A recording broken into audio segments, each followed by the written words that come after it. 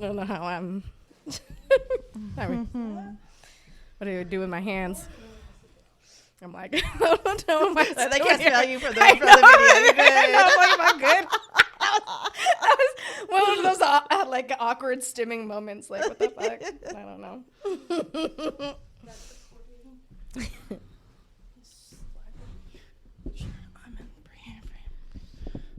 And then, They can't smell you through the TV.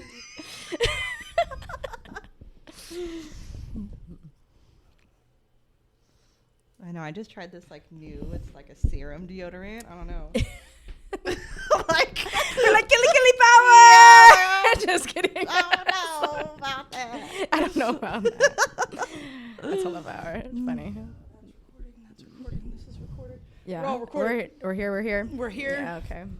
Hey. Well, I'll take a deep breath. How do you feel? Are you nervous? Anything like that? I always take 3 deep breaths with people, whether I'm starting a meeting or I'm doing a panel discussion, just to kind of get grounded down. Perfect. Want to take 3 deep breaths with me? Awesome. We would love to. Okay, so we are going to find a comfortable seated position. If you want some more energy for yourself, you can put your hands facing.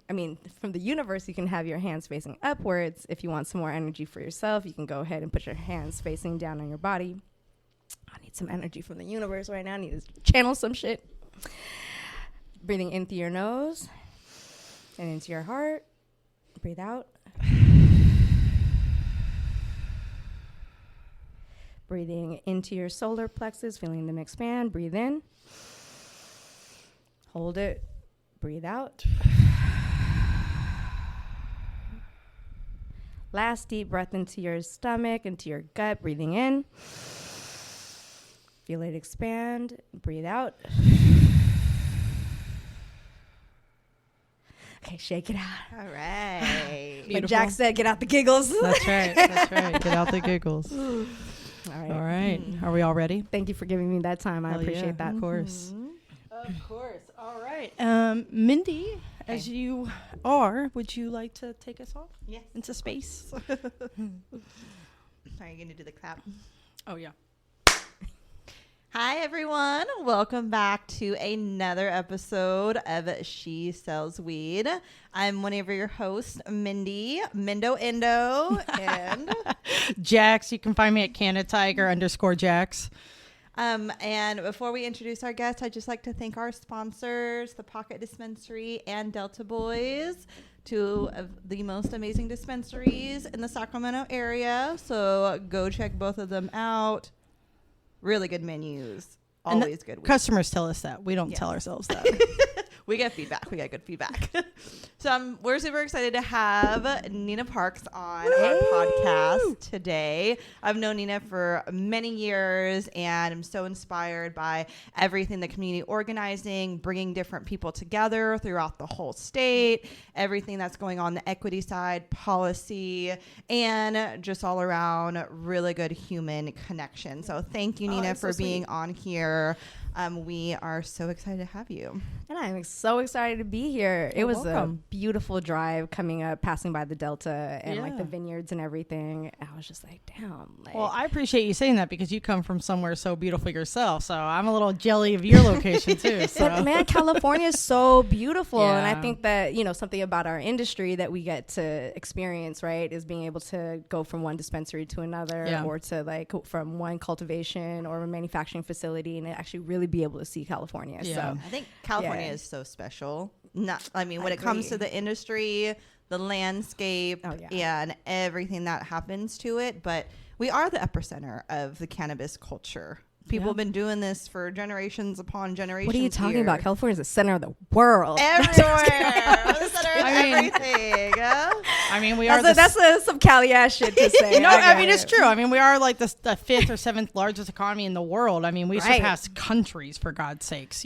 Straight up. And yeah, I know a lot of people complain about how much it costs to live here, but when you live in paradise, you got to pay for it. You know what I mean? And, if you want to live in Oklahoma, sure, it's, $30,000 for a 3-bedroom house, but you got to live in Oklahoma. But they can also just pay like $3,000 and get a fucking cannabis permit too. Can I swear on this? Is that okay? Yeah. Yeah, it's fine. We try not to, just because like sometimes the internet gets weird about it. But I think like do my little best. slip ups never. I can't is, help it yeah, myself. it's not. Okay, a okay, problem. cool. Yeah, it's all good. Okay. Yeah. Jack says no. Mindy says whatever. Yeah. Well, Jackson. Be you. You know, this is an 18-year-old or older podcast, so I even have that marked online. So if you do cuss or we're obviously talking about things that children probably shouldn't be listening to. We'll be like, you know, censored. yeah, exactly. Yeah, your California logo, I'll put a censored on it. Parent advised. Nina Parks is on. Yeah, get ready. Yeah, like hide your kids. Oh my God, that was a Nina, funny time of the internet. I will tell you, that was Nina fucking Parks like funny. Wu-Tang is for the kids. Yeah. Okay? For the children. Okay. For children. That is so fun. Yeah. Well, Nina, welcome to the show. We are really happy to have you. You're our first activist, actually. We've had a lot of sales reps and other people just in the industry, but you're the first person that really deals with, you know, making sure that we have this industry. And I want to just say that I greatly appreciate the work you do. And I know other people really appreciate what you do and how you go to bat for us in the industry. So thank you very much for that. I appreciate it. I receive that. Good. Well, so let's learn about Nina. So, Nina, where do you hail from? Where do you come from? Born and raised in Frisco, California. And yes, we call it Frisco. I do not call it San Fran. Okay. Just kidding. You know what? Whatever. You know. I got you. I got you. I feel you. SF, San Francisco, California. Excelsior Mission District is where I like really grew up in, and actually like a little bit all over. I was like a latchkey kid, so their like parents were like, here's a bus pass, or like here's 35 cents, like don't get arrested. Yeah. I love the culture out there. So much art, innovation. Oh my God, yeah. So many people also. Yep, exactly. And well, like and the super mission's kind diverse of like too. the And it's a epicenter for weed for San Francisco. I mean, for a lot of things, like Yeah. a lot of culture, like like the Mission District has a really rich cultural district, right? Right now, I'm also participating in, as an organizer in a community-based event called the Lover's Lane, and it's like a testament to like the love story that we feel for this space and the people that are in it. And it's like this beautiful block party where they like shut down Balmy Alleyway and then like 25th between Treat and Harrison, and like just bring out artists, bring out all sorts. I do tarot card readings during that day. Okay. Which Fun. We love some good insight reflection. I do like, but we organize and we get together and we bring those spaces together because it is important for us as a community to get together. And definitely weed as a big portion of the culture, but mostly culture as what it is, and then weed. Actually, I'm gonna light one in a second. Thank you. Sorry. To be honest, like after COVID, I'd like stop sharing with people. That's okay. Yeah, I'm like Again, you come from a place where there's a lot of people around. Like big all the cities. You time. kind of have to make sure that you protect yourself a little bit more. So thank you. I Please don't get up and I'll roll you something. But No. But also I don't smoke in the big groups. Like when we go to like Hall of Flowers, I won't smoke with anybody at all. Really. I mean, I smoke with her because we were always together on the show and stuff. But you're like, this is my pod. Well, pod on the podcast. Like Mindy, we both have a lot going on in our lives, and so when we get sick, like. It will take you out. It does, and it really messes up things and puts us back, and so we just can't risk getting sick. So I just don't smoke with people. So don't get offended if I don't hit your joint. It's nothing personal. It's just I don't want to get sick. You know what I mean? So I feel you. All respect for that. So thank you for understanding. Yeah. So back to your mission. And then also in the Mission District recently, I supported my homeboy Apex in being able to open up a dispensary out there. Partnered with. Congratulations! Thank you. That's amazing. Partnered with Oak Fruitland. Easy. Speaking from folks. I heard that Fruitland had opened up a club. That's cool. Okay, good for them. So it's called San Pancho. It's on 19th in San Carlos between Mission and Valencia. Okay. Cute little spot. Really. A neighborhood store. It's a little neighborhood store, Perfect. like a corner store, which I love. Yeah. It's like it's I think that's location. honestly that's what dispensaries are supposed to be. I think these big grandiosity stores that are trying to look like a boutique, on Rio Drive or something. Yeah, that's not what weed is. Weed is cute. Let me run in, let me grab something, let me leave. You know what I mean? Yeah. Now I will say, like Woody Harrelson's store. I mean, he's got a whole vibe going for that store, and I appreciate that. But everybody else, like, yeah, you just need to be a corner store. That's really what you are. Like, again, there's a vibe for everybody. You know what I mean? So, like, there again, enough to go around. There's no scarcity. I appreciate thank you for like the sharing etiquette. I appreciate it. Let me get into a groove of things before I like add weed. And I'm like, can you please ask that question again? It's so funny because like Mindy and I we're just gonna have a conversation and smoke weed. It's a big deal, but we always forget the perspective of our guests sometimes. That like it is a little daunting to sit here and have a conversation. I mean, I smoke on panels and shit. Like I was in like Washington D.C. at the National Cannabis Fest, also talking about cannabis policy, and I was how was that? And I was like, I need weed. I was like, Well, some of that stuff like really gets you emotionally too. So I feel like in certain situations when it is big advocacy and you're having to educate people on all the things that are going wrong so that we can fix it, then you do need a joint. Like. We will roll you up a whole bunch of joints, Nina. Yeah, for sure. Yeah. I mean, it's if you ever need weed, we'll supply the. I am ever grateful for that. I'm never in short supply, for sure. The National Cannabis Festival was actually super dope. It's like a 9-year festival. Yep. My homegirl, Caroline Phillips, who runs the National Cannabis Festival, is like, I don't know how she does it. It's one of the biggest concerts, cannabis like focused concerts, plus like it has panel discussions, all these other things. They bring about 35,000 people over a 2-day period. They had like Wu-Tang and like Thundercat and 2 Chainz perform like in the past years, so it's like a huge festival. And like the way that they had it organized, it was amazing. They had like 200 like food vendors. They had a whole bunch of other things, and like all the things that California creates a lot of regulation around. They allowed them, like it was just happening there, and there was no calls for EMTs. There was no calls of violence. You know what I mean? All the things that they are trying to prevent from like here, and there's the reasons why they're like not allowing us to commingle like cannabis and alcohol and other things.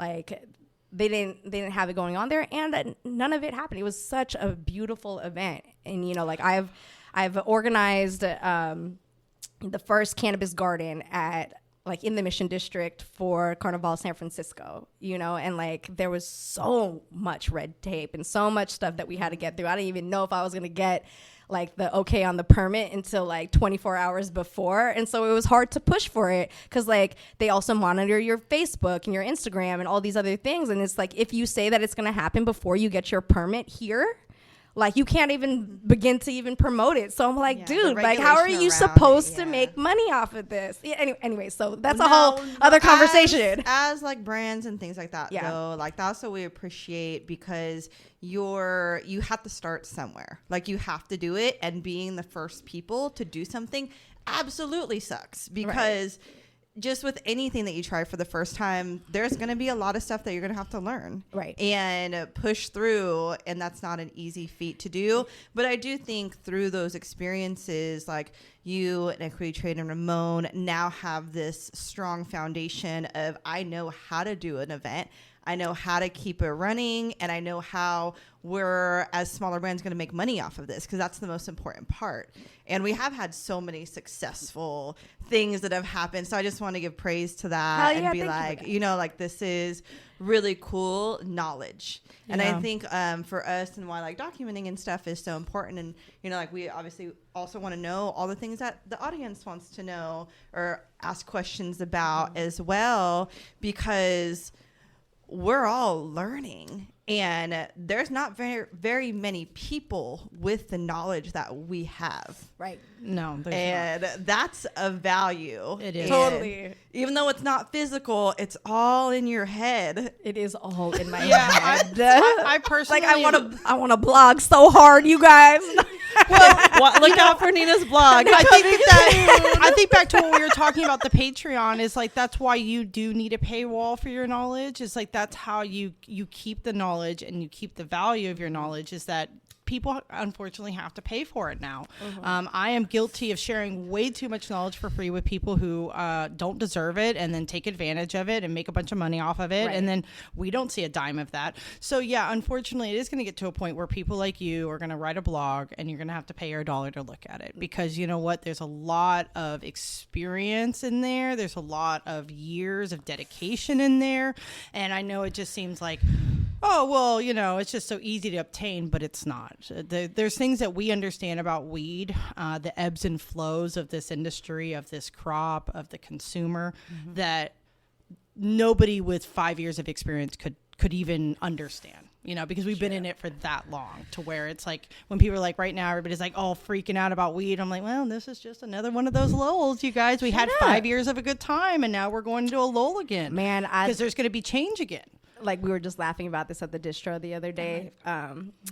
Who was there in the distro? It was like me, Ramon, Casey from Happy Day Farms came down with Lido, and we were just like chopping it up, and we were just like, man, isn't it crazy? Because like that we're all still here, and there's been like multi-million-dollar companies that have come and failed, like in this process, and we're still here, you know. And like, I was looking at them, I was like, you know, a lot of them had gone into the industry on some inflated like capex, or like inflated like projections, right? 100 inflated. Yeah, like 3,000 times. Like, yeah, like I don't know where people got these like, numbers. How are you gonna get? I was like, these are out of state numbers. No matter if you broke down the pound, this is not what you're getting in state for these numbers. You know what I mean? So like they based a lot of it on that, but because they also didn't come from a legacy space, I'm like, these fucking investors or people coming in, they act like they never lost a box before. They never experienced the drought. Like, come on. Like, you know, like, because it was so different than what they thought it was going to be. Yeah. Right. And, you know, when people do it for a different reason and not just because of what the books are going to look like, then there's a whole different level to it. Right. About it. But yeah, they did not. They were like, this is not what I thought. They had no spirit and heart for it. Yeah. They didn't understand what it was before. They tried to superimpose the system. So, like, when you talk about my advocacy, it comes from a place where I'm just like, we have a lifestyle here. We have an economy. We have a community. We have a way that, a culture, and the way that things, like, ebb and flow. And then they superimposed a very corporate framework on top of it, and then they're wondering why it's failing. Is because like the design is bad. I'll tell you what the design really came from, and like I, as a cultivator prior to legalization, you know, I got invited to a lot of like networking things. There was a lot of networking things going on, you know, pre-legalization, because everybody was like gearing up for it. Right. And every single person that I got introduced to was somebody in a beverage world. That's the hot topic of conversation now, too. Everywhere. THC beverages. Yeah. CPGs. Right, yeah. And that's because the beverage industry felt like they were the best model for going forward of how distribution would work and how sales would work and how product design would look. And all of these types of things was around beverage. Right. And I remember just thinking, like, this isn't a beverage. Straight up. We're Blue Diamond almonds. We're not poppy sodas. Like we're not Coca-Cola. We're not these things. And that's why you see a lot of these big beverage companies involved, like the PBRs and just like Not Your Father's Root Beer is all kind of crossed over. Is like they really thought that they were going to run the industry, and now they've realized that their money is not doing what they think it is. So now they're all trying to create a beverage industry, but people don't really want weed beverages. They're expensive. Well, not just that, but like, people smoke weed. Yeah, that's what people do. That's what people do. People smoke weed, and you're not going to change that culture. And that's what they thought. They thought they could change it. It will change over time. Sure. Because like as far as like mass adoption, like the thing that's the easiest for people versus like picking up smoking, right, is to be able to have a low dose beverage. That is like the easiest entry point. You know, like but the culture that's here, the culture that people come to, to cannabis for, the one that's been here for, millennia, is like, you smoke the plant. Yeah. I think hash You is burn gonna, it. I honestly think that edibles is a very natural new entry point for a lot of new people. Just to, I'm out on the sales floor a lot, so I deal with customers on a day to day, and because of that, like I get to deal with a lot of new people, and new people are afraid of smoking, and that's because it's all kind of come out that smoke is smoke. Right. It doesn't matter if it's weed or if it's cigarettes or if it's dope or whatever else. Right. Smoke is smoke, or campfires. Like if you're Right. somebody who's around a campfire all the time, you can actually cause yourself to have lung problems too. So a lot of people are nervous about the lung situation, which they should be. Yep. And I see a lot of people coming in looking for those like easier access points. So you're right. A beverage it's more normal to them because it's like drinking an adult beverage type of a thing. Which I do think Right. will cross into like more the on-site consumption spaces. Yep. I can see that. Beverages being something like, so pre-rolls do hella well Right. in the on-site consumption. Then I can see beverages because it's just something that the consumer is super used to being able to do in social settings. Like that's what they normally do at bars. They'd have their drinks and things. Yes, the social And behavior. one thing around I'll tell you it. about my lounge is that I agree with you. When people first come here and they're going to use the lounge for like the first time, they're like, I'll take a pre-roll. I'll grab a drink, right? But once they get back there and then they get exposed to the culture of that space, which is I have bongs for you to use, I have a volcano for you to use. Now they're coming back into the store and they're like, wait. I didn't know you had all this cool stuff here. I just bought stuff that was easy for me to consume. But since you have all the cool stuff, like, can I use the cool stuff? And then now that asked for the changed volcano, it. but I was like, that was gonna be so annoying. No, I would have set it up for you. Like, crunch. Please, no, we could have pre-ground. Like I could have had it set up for you. We could have been like, meh. Okay. Nina's getting high today. It is a different taste. It's like a different taste. It's a different feeling to vaporize your herbs. So. Yeah, Straight for sure. up. It is. You don't get It that is. every day. Also, because I don't have a volcano chilling at home, so No. it's nice to like go For the somewhere customer and do too. it. Yeah, like But they the all things- get to pass this bag around. It's a really cool experience for It people. is, and it's fun. It's communal, right? They Yeah. have that giant bag, but then also what we're talking about is like, yes, the carcinogens that come from smoke. It is Yeah. it is a real thing. I think it's a responsible thing for us to talk about it. And as an advocate, these are things that are brought up all the time. Oh, yeah. in the conversations about like compliance and legalization and all the stuff. It's like. There's a lot in California, especially that's done around, like clean air and Yes. like having like smoke-free workplaces. Correct. And that can be true. There's two truths that can exist at one time. Yeah. That is true. And human beings should also have a level of autonomy Right. of their own decisions and how Correct. they choose to do the things. And yes, there needs to be a lot of education, and that's why I think it's important for us to talk about it, that there are risks that are involved, but then as an adult, you make your decision at the level of risk that you want to take. I on. agree. How I feel You know what I about mean? it is that there's all these different things that these pharmaceuticals do that mess up our bodies way worse than Yeah. smoke would. And I'm just saying, like, No, on totally. a level that I'm On thinking a about harm for reduction myself. side, like on a harm reduction side. Yeah, like Yeah. how safe is, because we do absolutely want to keep people safe and like Right. ourselves safe because we care about ourselves and we love ourselves. We want to make sure that Yes, that happens. say that. Yes, Yeah. Mindy. We do But- love ourselves. So yeah, like I could be taking like or if I needed to, like antidepressant medicine, Right. or smoke.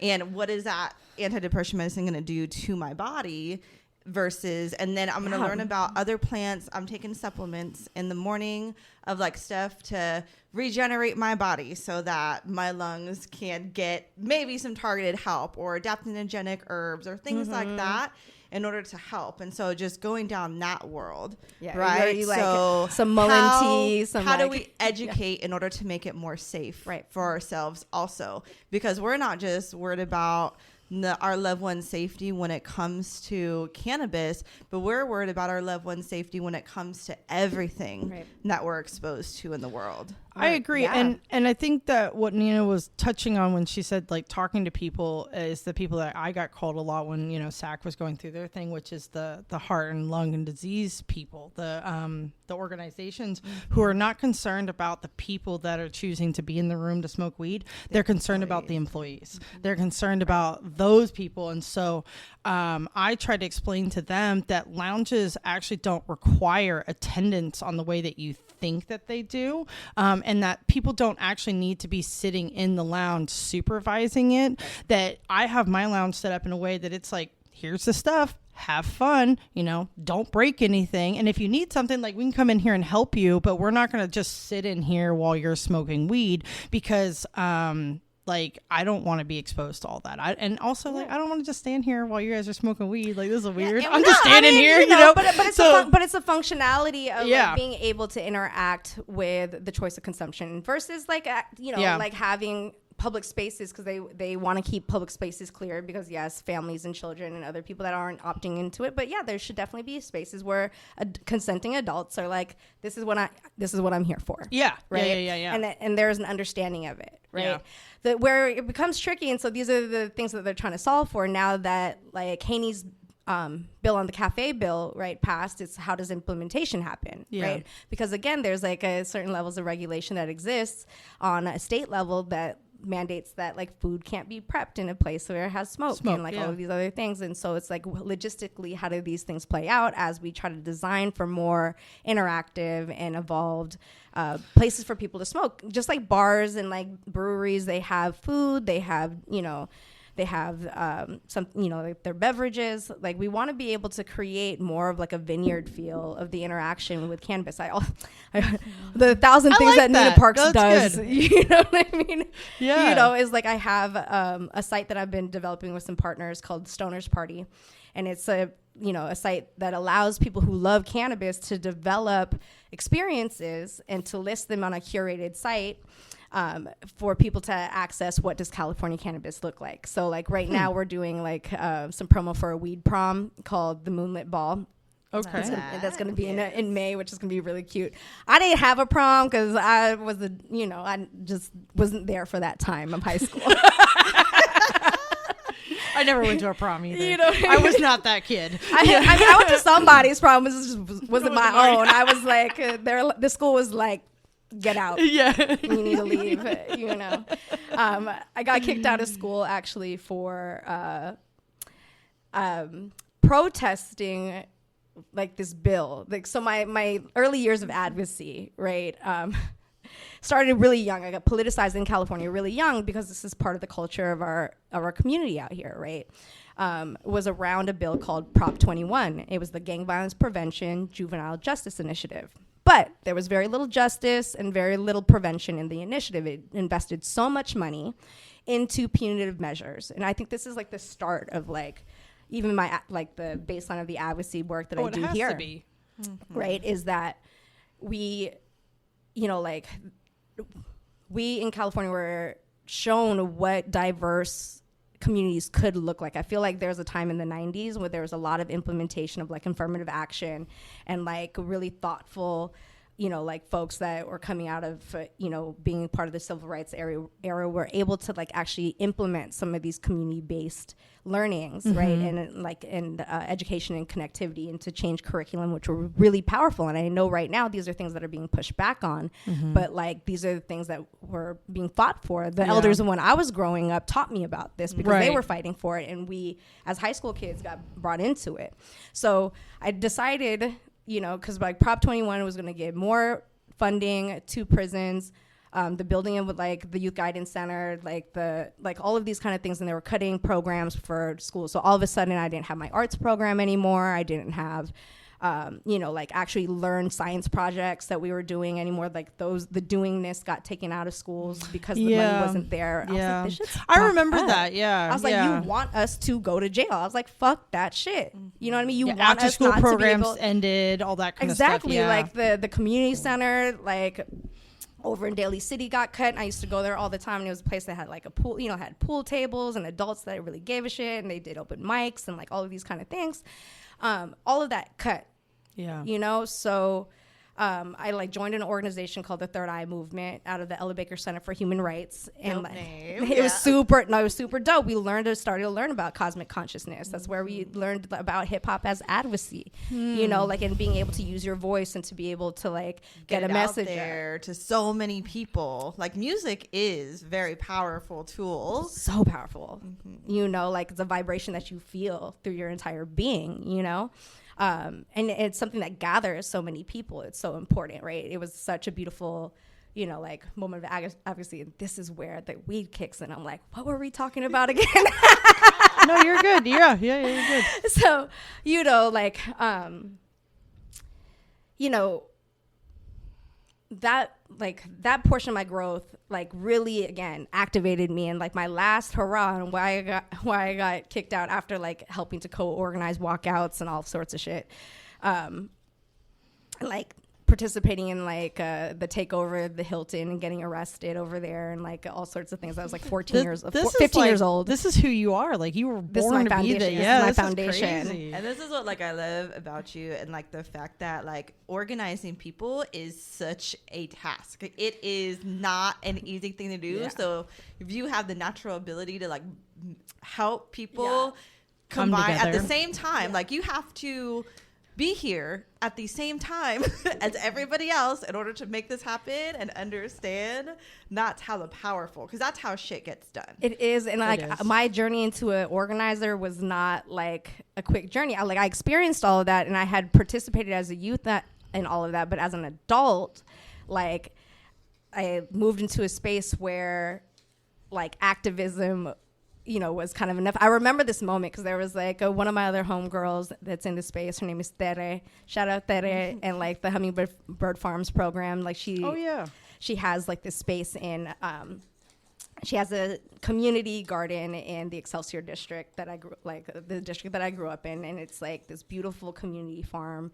But I remember we were organizing like a series of youth summits, and she was like, I think it's really important for everybody to learn how to be an organizer and not just an activist. And I remember in my like righteous youth, I was like, it's all good to just be, sometimes you just need to be an activist. And then like, it was like right before like the summit, and it was like me and one other person, and we were filling like 150 folders by ourselves. And I was like, I need to learn how to be an organizer. I need to learn how to be an organizer. We need more people. You know, I was like, that it was right. I was like, I was like, damn, okay, I learned that lesson.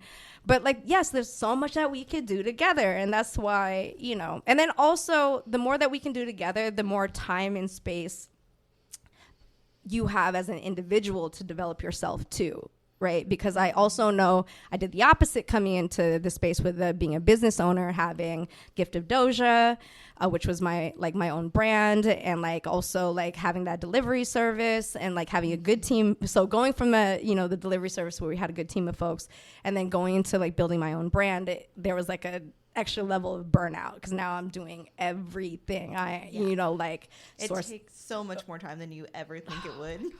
And then my nervous system was like, I know. Nobody else can do it. You have to do it. You're like, don't go unless you go. No, I feel you guys. That's like me in the show right now. You know, it's like I'm kind of doing a lot in the background, and it's just like starting a brand or a brand new garden or something. It's like things that like you don't even know could even appear, and you're like, what is this? And everybody's like, oh yeah, that can happen, and you're like, no, like you're like, could it really happen? You could have told me. Like, somebody could have said something, you know, like, but no, okay, I all right. But yeah, I know everybody goes through it. It's not just me. You know what I mean? You know, so yeah. But to the point of things that we were talking about earlier, you know, before we sat down for this show, of like people being able to put us on game and be able to like actually like the rules, you know, tell some rules or something, right? Something like is kind of how, you know, what I was gifted as a young person, that there were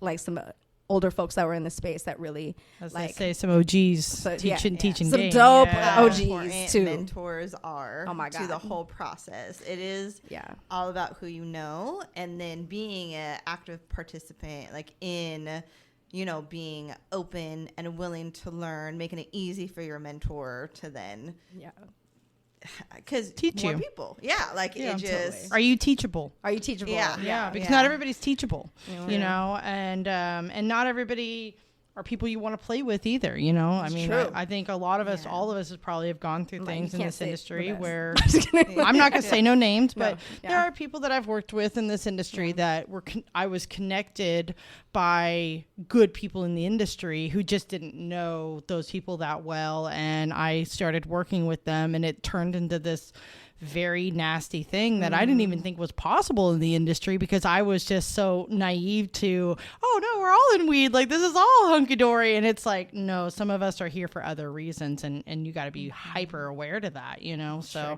yeah, no, not everybody is a like the moral compass, right? That like guides, you know, like how we connect. Well, there's different ways that people do business, right? It And sure does. that is one thing that I love about equity Yeah. trade. Like, you know, I love how you said that, Jax, how it matters, you know, who you're connected to, because you want to be connected to good people. And I don't have I don't have beef with like big corporations or like anything like that, but their business model is based on taking out the small person. Right. Yeah. And as a small independent business myself, I just can't put my money towards that. And so in order to combat that, we have to come together. And that's the only way that this is ever going to happen, or, you know, how things are going to progress. I agree, Mindy, and I'm not going to say nothing, but recently you really showed me how much you really stand on that. You know what I mean? And that you really are for the small business. And I really appreciate that. I know I already told you this, but you're one of the few people that I've met in this industry that really stand on it. Like you were, for where you sit and stuff, like you really stand for that and don't... You don't care who it makes mad or who you affect, because like if they're going to not care about like those people that you care so much about, it's like you do have to be strong enough to cut those people out. And not a lot of people have that strength to say like, love you, bro, but I can't, you know, because you are doing something that's going completely against everything that I love and believe in, and I just can't have you in my life, you know. And unfortunately, like sometimes that happens, you know, and you're right with the big corporations, because I've actually interviewed for one of these big corporations, and that was an interview question, was like point blank, like, are you going to feel proud to be shutting down like the little guy? And I was just like, Wow. no, I wouldn't be proud to shut down the little guy. Like, I don't take pride in that. That to me is evil. That's evil. Like, we should all have free enterprise. Like, you shouldn't be actively trying to shut me down. You should just be able to have a better business model than I do that makes people want to come to you. And make a better product. Make a better product, you know, like, but you want to play nasty games to harm people. Like, that's not cool at all. This goes into, you know, like the design of societies, right? And like I think this is a big part about, you know, like about advocacy work and like being able to find a compass and like how people can approach it, right? Or even in like participating in the building of organizations, right? Like for instance, like Equity Trade Network, which is a network of small business operators that have agreed to work together and to figure out how to do good business with each other in a very hostile landscape. Right, because of all the things that you guys described. Hostile landscape is a good. Yeah, I've never heard anybody say it like that. But But it's it is. It's a hostile and punitive landscape. Yeah. Oh my God. That is like, you have to call it what it is. Yeah. Because if not, if we don't name what it is that we're going through, we can never fully address it, because it is causing harms, right? Like, especially for these equity programs. So true. Right, where they said that you can't have resources to qualify for equity. Right. We are going to like put you in here in the most vulnerable form, but us giving you an opportunity, right, is what your like your justice in it. But we're going to throw you to the wolves. Yeah. And they know better. They have access to so many like they do know like better. really.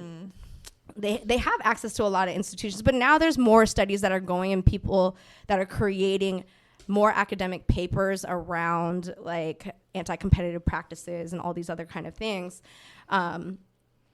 that like there will be some more language, I think, in more popular spaces about it. But us that are living through it, right? Like you told us to come in here, or that you said that we could come in here with the first mover advantage, and then we got like fed into spaces where they have triple the rent of any other business. Yep. like triple the lawyer's fees, the accounting fees, the insurance, like all of these things that make it almost impossible. So now I have to, and then you're going to tie this license to this building and not to me, right? As a person, like, so now I have to be reliant on this expensive ass fucking like real estate Landlord. in order to be able to, Well, be it's here, it's set up you for know, and to have somebody- value. Cause that was the thing. That's what we asked for with the equity program, and like being able to like get something like a cannabis license. It was supposed to be able to get people the opportunity to build an asset. Yeah. Right. But now the licenses aren't worth much because they're like ran into the ground with tax debt. And so it's like, where's the, like, to be able to get yourself out of it, now you're in even a more deficient place than when you started. So like, like I love, the concept that we've really been pushed forward with the movement of like equity businesses, but really it's about small businesses and the ability for small businesses to be able to sustain in the California structure. This doesn't even like only include cannabis. This is everything. This is like if you want to start an ice cream shop, if you want to have a food truck, if you want to do anything, it's not a good structure for these kind of diverse businesses. I'm wondering if the tariffs will help small businesses thrive, or like if there's a way that we could make that happen. But I definitely see how it can be very beneficial to small entrepreneurs that no longer. So like I've always loved entrepreneurship. I've always loved the idea of like creating a product and taking it to market and like selling it and growing it. But nowadays, when you really look into it, even on a small level, like drop shipping, right, which is you're not creating a product, you're selling a product. The amount of money to even get into that is like $10,000, right? And most people don't have $10,000 for them to put towards a risk that they only have maybe a 30% chance of being successful at, right? Yeah, like you're better odds at the roulette table at that point, really.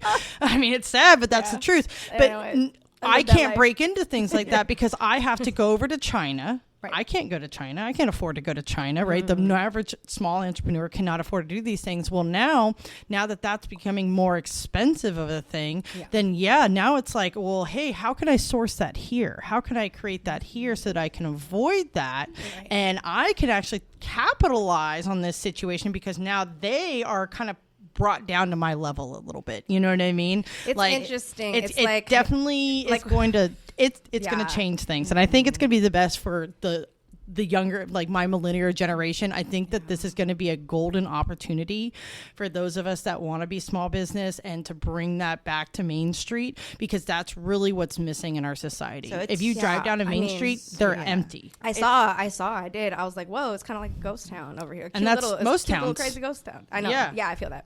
Yeah, you're right. I mean, look at San Francisco. No, straight up. That's what I'm like. I know it. It's popping. Like it's crazy. So many things have closed down, and it's crazy because also like again the lack of investment that some of these business owners and the reasons why bigger companies have been thriving is because the building owners haven't reinvested into the infrastructure of their buildings, and then they hope for another company or somebody come in to be able to pay for those upgrades, right? In order to make that space compliant for their business is like what's kind of going on with a lot of these spaces.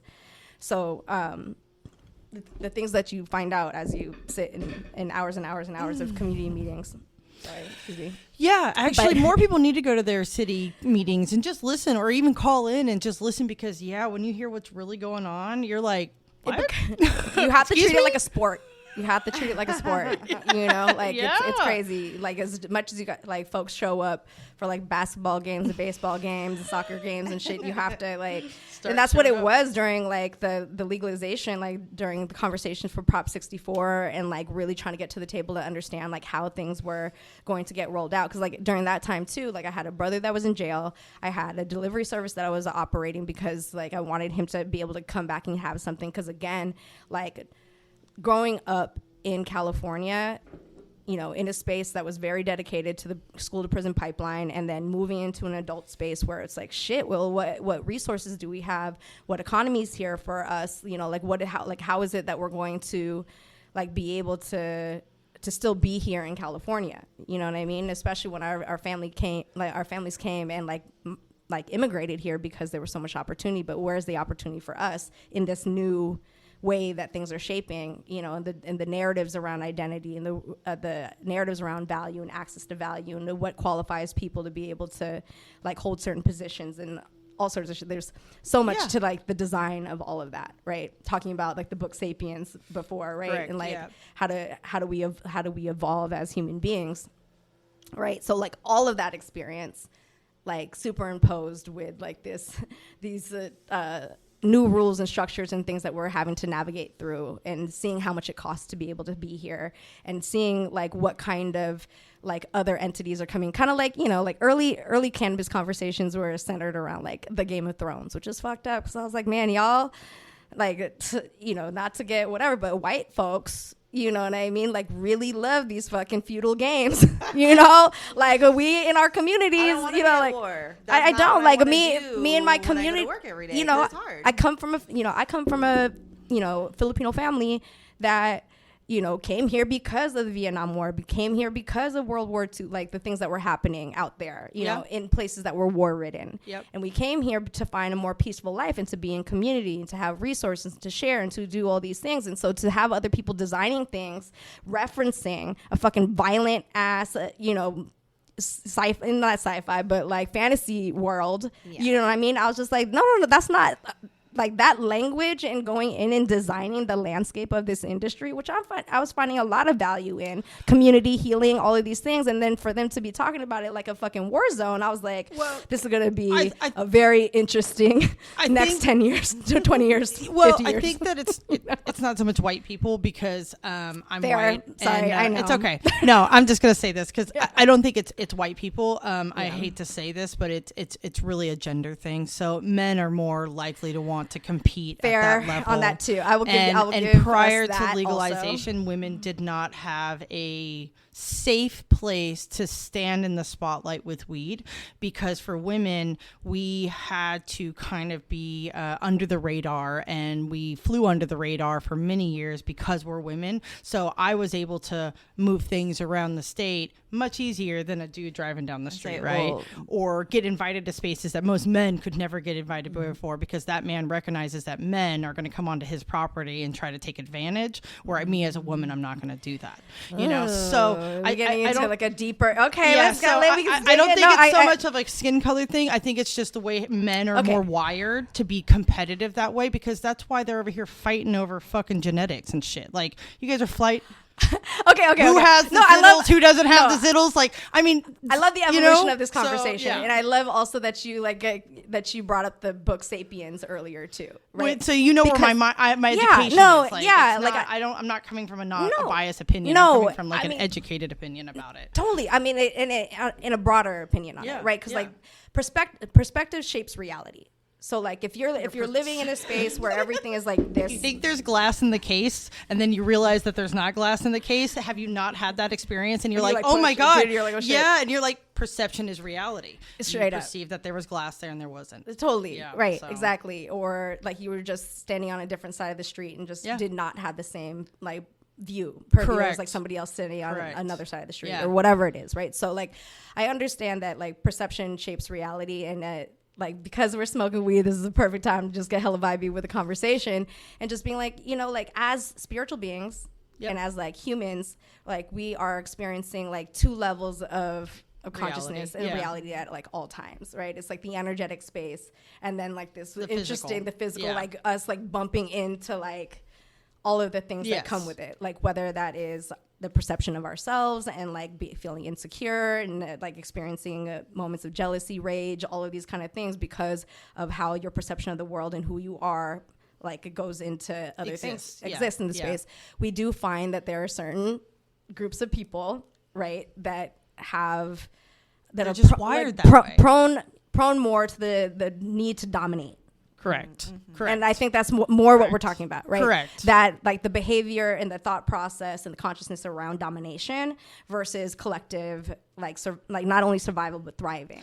Right. And I think that's why you occasionally will come across a woman like that, where you're like, oh, she's very competitive that way, like very fierce in that kind of way. Have to survive. Right. It's not necessarily a negative thing. It's either, not. right? Because it's the way that people are naturally wired. So the question is, how do you then relate to it consciously, like being aware of that this is what's going on in your brain and how you're making your decisions, because it's all about decisions. Everybody makes choices every single day. Everybody got choices. And yes. Yep. I love hip hop. I can tell. Yes. She's got some vinyls at the house. She's definitely like wicka wicka for sure. No, I love it. I love old hip hop because old hip hop was the shit back in the day. I wish hip hop. Actually, I hate modern day hip hop for the most part. Yeah. A lot of it is just turned into a commercial, right? Like they're just saying. Like, I swear, it's like the you sound like industrialization of anything. That's it's the same like thing that's happening in weed. for sure. But that older hip hop, that early 2090s kind of hip hop really had such a message in it, and they were really the storytelling. Oh god, it'd be like you would go along on the day, and this is what was happening. Yeah, you could be there with them, and like, this is, and then it was, and now it's just turned into like. It's like I said, it's like an ad. They're like Mercedes, Rolex, Cheetos, Right. But it's also because they figured out, like, again, what we were talking about with the activism and the ability to share stories. These are cultures of like the Black community, the Mexican communities, Filipino they figured communities, out how to like market to them. But the ability for us to share, connect through our stories and through our music is a powerful thing that has been co-opted by industry. Yeah. Right. Mm-hmm. So we talked, like there's so many different layers to this. Is like, and again, perception and reality. Right. It's like, okay, yes, I'm a kid of an immigrant that is navigating, and also of like a Jewish American father too. Right. So like I describe myself as a middle class mixed kid, like straight up. You know what I mean? I work for two Jewish people. Like their mindset is very different than other people that I've worked around, and it's not like a Filipino bad and Jewish household is not like it's kind of crazy. It's like a perspective. Kapampangan household and a Jewish household trying to merge is not like it like a lot of things that people have experienced on the larger scale. I've also experienced at the dinner table. Yeah, you know what I mean? So like. That also helps to shape my perception of like the different ways that people value resources or money, or how it moves, or how like where it should be invested or not invested, or kept and not kept, or like how do you control people over it. And like I rejected a lot of things around like the value of money for a long time, and for better for worse, you know what I mean? It has led me to where I am now, but it's like there has to be a balance of the two, and I hope as I grow into an adult I can find and like resolve that like genetic balance that I was like gifted with to resolve that conflict around value. Right, it's the yin and the yang, you know what I mean? Yeah, you gotta have that especially balance. when you see bad things happen, like again, you know, everybody makes their decisions on what and how they do and what they do with their money, and a lot of people do use the money for bad, and so it's very important for people to use their money for good. So if you're a good person, you don't even have to worry about it. Right. You know, like everything will naturally fall into line, and that stuff isn't going to happen, because I've seen it change people for the worse and for the negative, where people, are now in jail, like things are happening around them, and because they made the decision to go out and use their money wisely. Right. Right.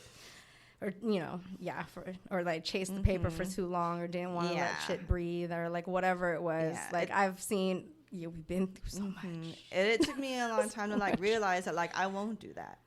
And it's just not going to happen if you're a good person that's already doing good, because it's like nothing that your mind is already set in a certain motion. So like every decision that you're going to make is already going to be on this path.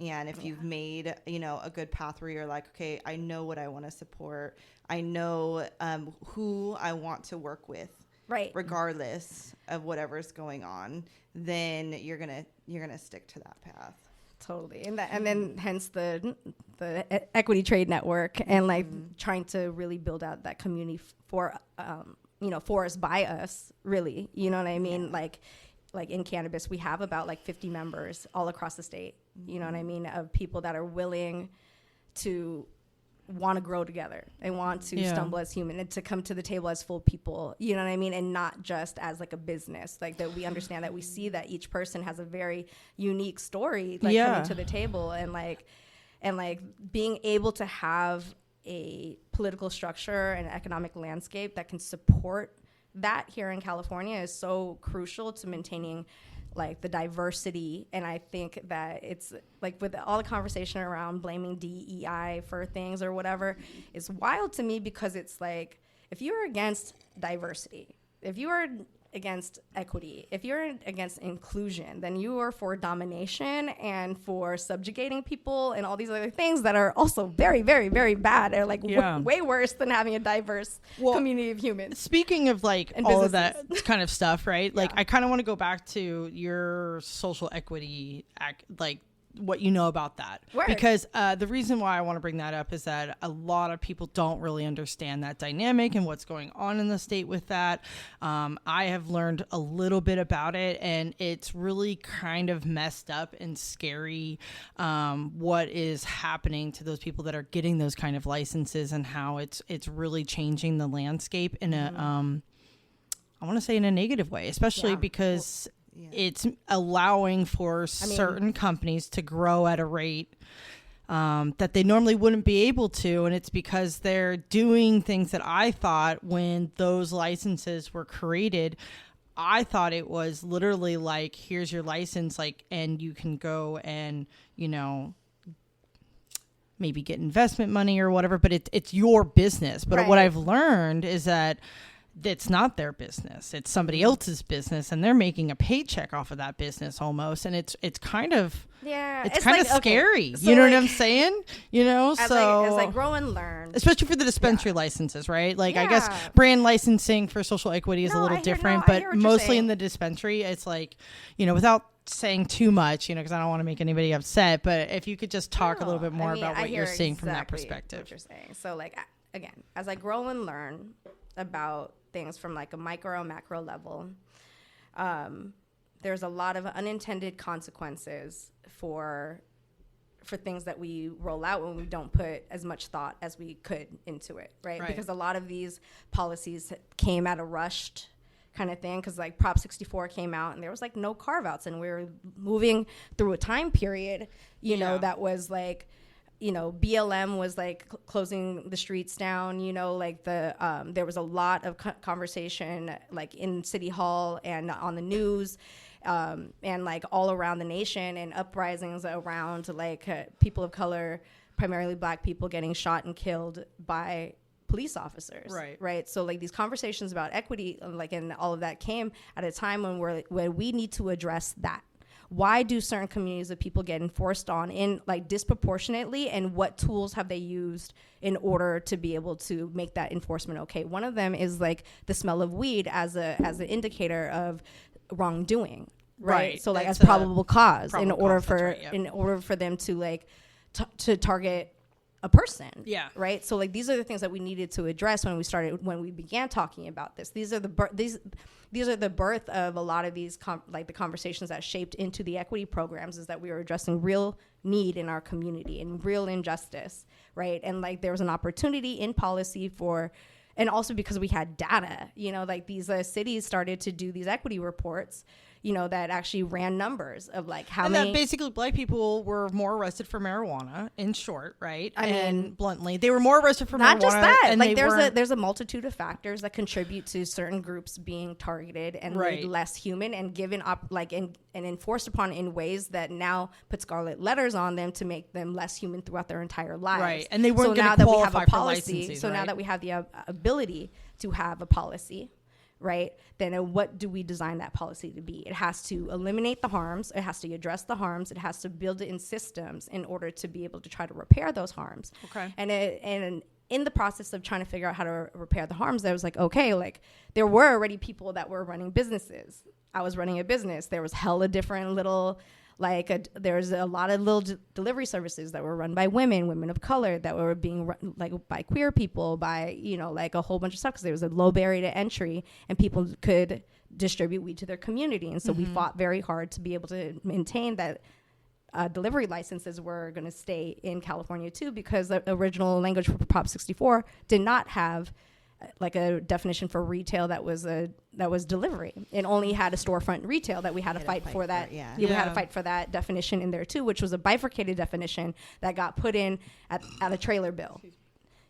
Like, all good. I had a burp earlier too. I was like, I feel you. I'm sorry. You know what I mean? So like we had to that progress. So we as communities fought for. It wasn't given to us. They would have not included it. They didn't give a shit. But we're like, no, we are here already. Yeah. You cannot write us out. Yeah. And so this has been our fight the whole time. This thing about equity. It's not just because like people of color have been like oppressed for it. We are here. We have been here. Right. And like what you were saying before, where there's like big companies that are designed in a way that they're like, we're going to take you out. And we feel that. We know that. That's always the way that it's been.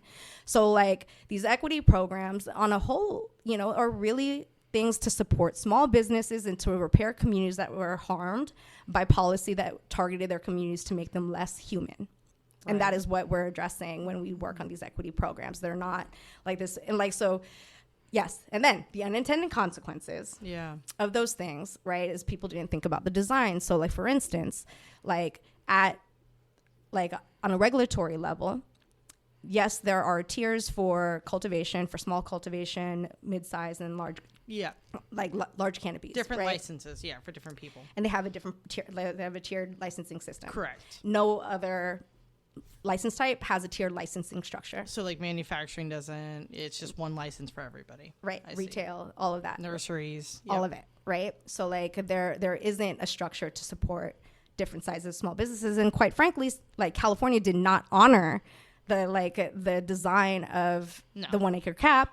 I think it was 9 months into legalization. Yeah, and then they let people stack licensing. So commercial. The problem is that it's so small businesses. So they have a lot of harm to repair right now. That's all I'm saying. Yeah, no, we hear regulations. That's why I wanted you to talk about it. Thank you, I appreciate it. The whole regulations are based on commercial businesses, right? Like big commercial businesses. Yeah, and the small businesses that were running that everybody was doing. Yeah, it's 10, 20 times, 100 times harder to do that in that big commercial landscape. And so we're just hit with things after things and checks and bills and all of these different things. And I will just say it once because we're on this topic. It's a big pet peeve of mine. But some of the people getting licenses, they have never worked a day in a dispensary in their life. And I do not think personally, if you have not worked in a dispensary in your life and you just partner with some big corporation just to have them help you get the license, there are way more qualified people that have been running their delivery services, have been doing the things for years, and they're going to be able to do it. It's very difficult. I've been told that I was overqualified for investment by some people because I knew what I was doing. I had a vision, and they didn't want that as a partner. No, they want their vision. Right. Which is the vision of the shareholders, and that changes weekly. You can't partner, but then you don't have money to hundreds of thousands of dollars to start up your business. So here's another thing too. In San Francisco, we started conversations with our community and also with with our lawmakers, and we couldn't figure out how that design was going to end up looking like necessarily, but we had asked it to go beyond cannabis. Yeah. Right. Like we had for the incubation process because people were worried about, incubating their competitors and all these other kind of things that we wanted to open it up to maybe what happens if people want to have a different type of business? What happens, it's about supporting, if you're going to come in here, make money and extract from a community, how are you going to support it when there's other entrepreneurs that could have been here? And who's to say that just because you qualify for equity that you wanted to sell weed? You might have got caught up for selling weed, but it was because it was the economic solution for whatever it was that you were going through at the time. Yeah. You know what I mean? And for lack of being able to access other opportunities that some of these Nepo kids get to be able to do, right? How do you increase the availability for opportunity? But they couldn't find a design for that. And I think that also allowed for the predatory practices of investors and people finding other folks that qualify for equity and not and and not actually looking for people that were going to be partners. Yeah. But someone that they can just have kind of ownership, cash out, like actually have and ownership operational ownership. Yeah. But like they qualify for equity, but but they see it as an economic opportunity. I got hella homies that are like, this is the first time my arrest ever made any good thing for me happen. Yeah, of course. You know what I mean? Like I thought I was gonna just like have this felony running around my own entire life and make it hella like impossible. And now I have an opportunity for something. I know. And so like that, again, it's like the hard. unextended consequences and the development of time of like what does repairing the harms from the war on drugs really look like? And you can't throw it all onto one industry. It just doesn't make sense for like weed will not solve everything. Yeah. No. I think it's a beautiful thing though that I always thought that it's recognized in legislature that yes, people and communities were harmed, and that's a big thing to have it because that sets precedent for many different industries and things to come. And I know that you work a lot with all types of industries and like see the vision for all of that. And so I just want to make sure that I recognize that. Thank you. Yeah. Right on. We've been having some really interesting conversations lately. But yes, Yeah. this has been like we've gone so many places on this show. Well, that's you know. It's like, Many facets of Nina Parks. Yeah, for sure. yeah, for sure. So one thing that you are currently working on, right, is current legislation, because it's only going to get harder for us as small businesses to be able to maintain with a tax increase and having more money. Be like, I cry every time I have to pay my taxes. It is the saddest thing, but I don't do everything I do just for the paycheck. You got to keep it running. You got to keep it going. I mean, like community investment is important, right? Like I don't mind paying taxes to things that I know that are better. Like I like things. roads. I like things. Yeah, you know exactly right. I like I like to have some I community infrastructure. that if you're going to take my tax dollars, like you're going to take my money, then I should have somewhat of a say. And the way it is that because you sit in that position, you get to dictate that. And I just feel like that is what's so wrong with our current tax system, which we could get into on a whole nother thing, but probably not right for our audience today. But I was like, but we do need to get into it. But like, I mean, as far as cannabis goes, yeah, for sure. But overall as a whole, totally. Like the taxes are messed up because the consumer right now, like, and this will how we'll leapfrog into this good conversation right now, is that the consumer is bearing the load of the taxes for the entire industry, and that is it is fucked up. And we actually have to hide it a little bit from customers because if they see it at the register, they freak out. So a lot of clubs should, right? Yeah. And a lot of clubs are moving towards like outdoor pricing just to make it easy for the consumer because they are getting taxed anywhere from 25 to 30. It's like the psychology of a human. Like if they just see it as opposed to the sticker shock of like the total afterwards. Because the DCC's done already a survey that the average consumer, 60% of them are still turning to the streets. Exactly. And so we have to make it an easier blow as possible. Like the smack in the face, like we're going to cushion it by making it an outdoor price so that you don't feel it so much. So there's two things with that. And that's going to get worse. So there's two things with that. And this is interesting with the parallels of the needs of community in organizing and being able to be able to work with a system of power and then actually having to be able to survive day to day on your business so that you can like keep the lights on and make sure that things keep flowing, right? On an activism level, those humans need to go see the price. They need to see where their money is going and they need to feel like this is fucked up.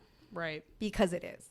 They count on us needing to be able to get that money into our business to go ahead and like create an out the door price so that our consumers are like shielded. They're shielded from realizing what's going on. Right. And they're just like, this is just what it costs now. You know what I mean? But it's just like, nah, dude, like you shouldn't, it is not designed to be able to support like creating a thriving legal space right now with the amount of taxes that they've put on. Like people are going back. People are going back. Yeah. You know what I mean? On lobby day that we did the other day for Haney's AB 564, right? This is the tax freeze, and this is just to stop us from getting a bigger wound. This is not something that stops the bleeding because we're bleeding now. Yeah.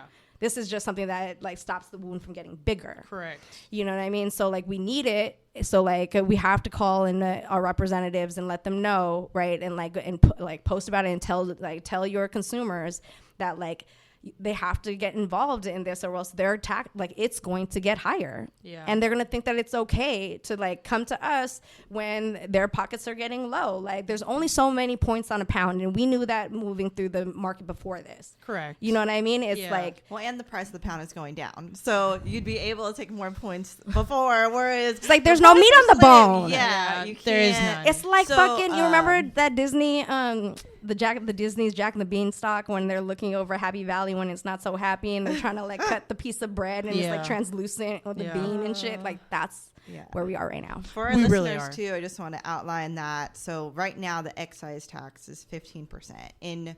Is it July?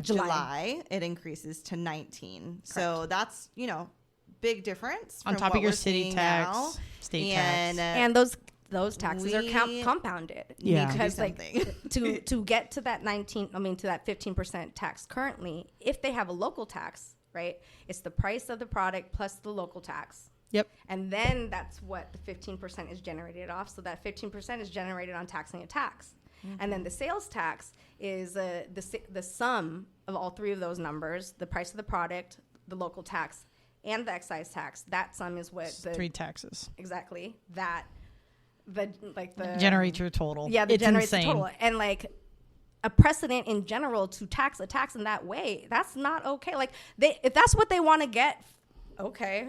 But I mean, they need like it's not a structure that should exist, and it's creating harm. Yeah. I've always wondered if that was like illegal, but then nobody's really. It's been going on for so long, and they have it transparently on the CDTFA site. They're like, "This is what we do. Here's our formula." Some kind of loophole because it doesn't seem right. It does not seem right. It does not feel right. I think it has to do with the federal government's scheduling of it, and that like basically it's like the state's risk tax, like so they call it a sin tax. Yeah. No, well, but not even a sin tax. It's I think it has to do with the fact that because like if the Fed was to come in and regulate the taxes being put onto cannabis, like then they would have to regulate cannabis. You know what I mean? But because they're going to turn a blind eye to the state doing it, I think the but state. But like the tax burden on the federal level is horrible. You can't write off anything because 280. So like it's horrendous. No, oh my god, like they're just getting whatever. It is so bad. We get extorted in this industry. No, so really, bad. it really is bad. I mean, you guys. I know you're right, Mindy. It's because we want something bigger. We're like here for the fight. You know what? And I think that's what it's going to take. I tell every person who comes to me, being in the store and stuff, like I get a lot of people, oh, how do you get in the industry? How do all this stuff? And I just tell every single one of them, you better love it enough to make no money off of it. And they always look at me like I'm batshit crazy. And I'm like, I'm not crazy. Like, this is the truth. That the people that are going to be remaining after this year are people that love it. Right. After this year, all the big corporations will be gone. Everybody will be liquidated. Everybody will be turned down. Now, we've got a couple, we'll say chain dispensaries that are starting to grow up pretty big, but we know what that's going to look like. Yeah. They're going to fall just like the rest of them because they're going to start operating on margins that all of us know cannot support a store. You cannot support a store on 10, 12% margins. Like, it's just not possible. We all have rent. We've got employees. We've got unpredicted costs of running a store that come up all the time. Yeah. We have to pay those taxes. And I think that is really going to bear on those multi-chain stores that are working with shareholders, right? Like those shareholders are eventually going to want their cut of the pie. And when you say, I'm sorry, I can't give you an owner payout because we have to pay taxes, they're going to say, oh, okay, well, we need to sell this store. And we're going to see another sell off. So really, it is going to get down to those of us who really, truly love it. It's going to go back to the people that should have had full control over it anyways. And then we can then put pressure. That part is such like a hopeful narrative at the end. I'm like, I like that idea. It is. It is that. We will all come back to the original people that should have been the original players because we've all held on. You know what I mean? We're still swimming, and eventually we will be able to go, oh, hey, you're still here, you're still here, you're still here. Great. Now we can all get together because there's no more noise in the room. Nobody wants to play this game Nobody anymore. wants to play this. They're like, this game sucks. Like, fuck this grandma, you know, flipping the board over. And we're still here like, hey, it's okay. We're going to keep playing and we'll get to, you know, have our day. I 100% believe that for cannabis. And I only say that because, like, I love that for us. I love that for look, us. Look at Hall of Flowers. You know, that's existence. us. Yeah. That's weed. You know, Yeah. weed's always going to prevail. The people of weed and cannabis, like you said earlier, there are some of us that are drawn to this. And it's something in our DNA that just makes us be a part of it no matter what. I don't care if I'm making $1 off of it. I don't care if I'm making no money off of it. There is nothing in this world I would much rather be doing than working with cannabis and experiencing those other people that are attracted to it. And it's all walks of life. Yeah. We're going to pause really quick. Okay. Really quick. Okay. That was an amen. Yeah. I know. Yeah. This is fun. That's why I like, you know, envision it. Like, we're just having a hella cool ass conversation and just chilling super hard with our friends. Yeah. We normally have these conversations at like Hall of Flowers and shit, you know? Yeah. And everybody's like, we should really talk about this later. And you're like, yeah. I feel that. But nobody does, you know what I mean? I do know what you mean. I do. I know. I've been like putting off starting my podcast. I have like so much formatting for it, but like it's just getting it done, you know? We're back. All right. Sorry about that. Yeah, Those Jackson's outlining the vision well, these are the audio people, so I apologize for that. And I have set down my phone, which had my timer on it, so I'll be right back. No, not yet. Sorry. I was like, I want to clap. We don't need to clap. But we do have about 20 minutes left on the recording. So, but awesome. No. This has been a great conversation. And Mindy's right. This is exactly why we wanted to do this, because these conversations need to be heard. And I want people out there to hear these conversations and feel empowered and feel like, you know what, I can make it another day. I can make it another week. Like, there are people out there cheering for me. And I'm cheering for everybody in cannabis. Like, if you've been in this for more than 5 years, you've been in this game for 10 years, you've been through it, I'm supporting you, I root for you every day. And even if I don't buy your product, I still want to see you be successful. You know what I mean? Because you're a part of this. Sorry, I was running around. Hell yeah, no, yeah, get hydrated. High and hydrated is how we say out here. Okay, I've been asking folks in the industry this question. It's my industry icebreaker question right now. But what is your theme song right now for being in the industry? Oh man, I'm not.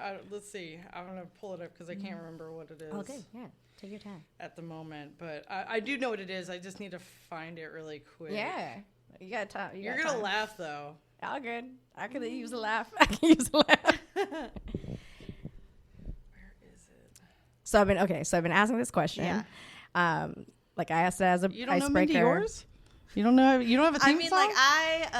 Like you know, I'm thinking of like so many different songs and like all these different genres and stuff. Mm-hmm. And there's different songs that relate to different parts of the journey. Word. Because Yeah, it's okay. like, you know, there's the Don't Let Money Change Ya, freaking alphabetics. Yeah, Like, don't let money change you. Yeah. And then there's you know, forgot her name, but it's like something about like taking control of the elements, like different things that you have to do. Oh crap. All good. This is stoner moments. But you know, music is so, to me, like very emotional. Yeah. And so I'll have up to 10 different moods in a day. Sometimes, not every day, but you know, like I feel that. No, I feel that. I know. So okay. No, like I my know energy exactly also what it ebbs and is. flows during the day. I was gonna say a different song, but I know what it is. What is it? Okay, What is it? It's the Willy Wonka Pure Imagination. For me, every day that I wake up and I walk out into the industry, right, or to this place where I, you know, anywhere in the industry, it's always a Pure Imagination song for me because, it's just a dream world for me. You know, watching this industry evolve. I chose weed in 2009. Like I was like, this is what I'm doing forever, right? So I've watched it grow all these years, and it still amazes me to this day. It's still amazing what creativity it brings out of people, what people bring to the table. I mean, just it's so fun, and there's so much ability for everybody to share whatever idea they have and just let it out there, and it will be received, and people will enjoy it, and it's so much fun. So for me, it's just pure imagination. So that's my my cannabis theme song. So we got Don't Let Money Change You, and then we got Pure Imagination. No, this is great because like I'm actually creating a playlist right now that on Spotify, which is right now like generic ass title. Well, think of a better title later, but it's the what is it? It is the like cannabis industry April's playlist right now is what it's called. But like everybody has a different ass song, and like you could actually see like the ebbs and flows of emotion in the industry like through the songs. Is so that's cool. It's so good because I just been like again, so if people can find it. Can I give it to you guys to link? Is that cool? That's we'll fine. Do that. But she's like ashamed of the name right now. I don't like the name. I don't like the name. I don't like the cover of it. That's all generic. We're gonna figure out how to do the thing. But it's been an interesting exercise. I started in the beginning of July, right? July. Hi. In the beginning of April, so April 1st. I started this question, and I just been stacking up, songs in the playlist. And it's just been like there's about like 20 songs in there right now from different people, from like different sectors of the industry. That's cool. Like sending music, and it's just kind of like I'm like, okay. That's cool. That is really that's a cool idea. That's a cool little project, little project. I like that. I was like listening to it on the way up here, and I was like, dang, this is what the industry sounds like, right? Yeah, I love it. That's so awesome. I'll give it to y'all. Yeah, I'll link you a different song or something like that too. I like that one too, though. Like, gotta bring it back. And like really connect, really feel it. But I do want to like put some energy. It was like gift to gab. That was the gift to gab. Cool. Yeah, for sure. Don't let money change you, right? For sure. It's true though. It's true because so many people in this industry they make a little bit of money and then they just it changes them, and it's like, dude, you don't need to do that. Well, like be the same. Also, like I do feel like it has to be something hip hop because like my hip hop roots, and kind of like I want to remember that part of myself too, because you can easily go into like, okay, well now I'm buying like $2,000 purses and like all these different things, like when you have money, but what are you gonna do and keep your values with? Man, I've been binge watching Ballers. That is a lot of the content that's out there, though. Is you don't really know, but like the one with the Rock, with the Rock when he's like looking, but he's like a financial manager. Like he's an old football player that like goes back as a financial manager for these younger like athletes to try to teach them how to manage their money. That's smart. Like that's like the concept of the thing, and it's like hella womanizing and all these other shit and whatever. But it's been a fun little, parallel like storytelling indulgence. Yeah, for you know what I mean? For like, sure. Yeah. So, well, Nina, this has been really a fun conversation, and I think you've provided so much value to our listeners. I mean, people who really want to know what's going on in the cannabis industry, you're definitely the point of contact for that. Do you have like an Instagram or anything like that? I do. What is it? So my Instagram is Nina_Parks. Okay. And there's the Equity Trade Network. Parks like a city park? Like a parks, yeah, PARKS. Perfect. And then, then at Equity Trade Network. Okay. And then, let's see, what else do we plug? I just, like shout out to Supernova, which is an organization that I also helped to co-found. Cool. And like has kept like me sane in the industry. It's a collective of like women from all over the country that are in like different sectors of like the industry, and without like that community space, I don't know how I would keep sane or keep growing. Well, shout out to Supernova then straight for up keeping Nina going. We need it. We need it. They, like it's a boss ass group of women. That's always cool. And then also the Equity Trade Network, because like organizing and still being able to have community, do business with good people that want to try to figure things out and give each other grace in the process. I think, like it's a very healing space too. So I'm really grateful for that community. Beautiful. I'm glad. Thank you, Nina. Well, like I said, thank you for being on the show. It really has been a pleasure. And I hope all of you have had a fantastic time getting to know Nina on a little bit more of a personal level. I was like, break past the fourth wall now. I see That's right. Yeah. No. You, the viewer, out there in internet land. Shout out. Yeah, exactly. No, we appreciate you guys so much. And you can find us on Instagram, YouTube, Apple, anywhere that's streaming podcasts. Actually, Audible. You can find us on every platform out there. I make sure it's everywhere. And I appreciate all of you. And Mindy, thank you so much for being a wonderful co-host. This has been a very fun project that we've started. So thank you for that. And we will get with you guys next time. Check out SheSellsWeed _podcast on all platforms. Bye. Bye.